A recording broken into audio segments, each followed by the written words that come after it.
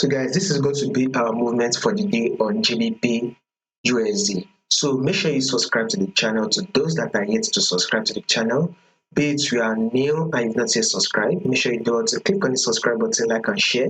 Make your comments and also make sure you follow the Telegram channel so that once we drop 1 or 2 updates, you will not miss out on any single updates. You will find the link to the Telegram in the comment section. Now pay attention to this movement right here, guys, on GBP USD. You can clearly see our trend. Remember, guys, before you take a trade, there are these two things you would want to know. First, what is your trend? Second, you have to trade with the trend. Now, this is our daily time frame, and the trend on our GBP USD is very much in a ranging market move. You can see that market is what? Ranging. You can see that we are ranging on GBP USD. Now, let's zoom it in right here, guys.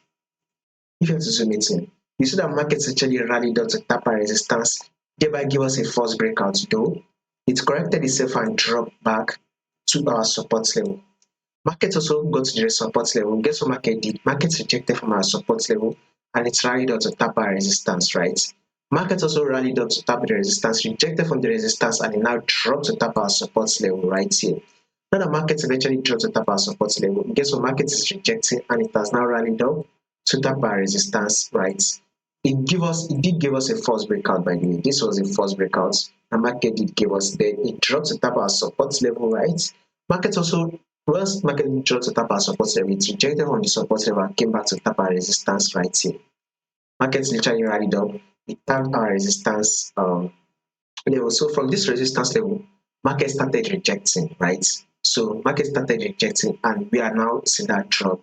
So we would expect that drop to continue till it is able to tap our support level. Now, down to the 4-hour time frame.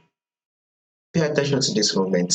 This is your low and your lower high, which is your pullback phase, right? This is also the lower low. Here comes the lower high, which is a pullback phase, right? Now, this is also a massive low, which is a new low, right? Here comes the pullback phase, which is a lower high. Markets drop a bit, then it came back again to retest the same level.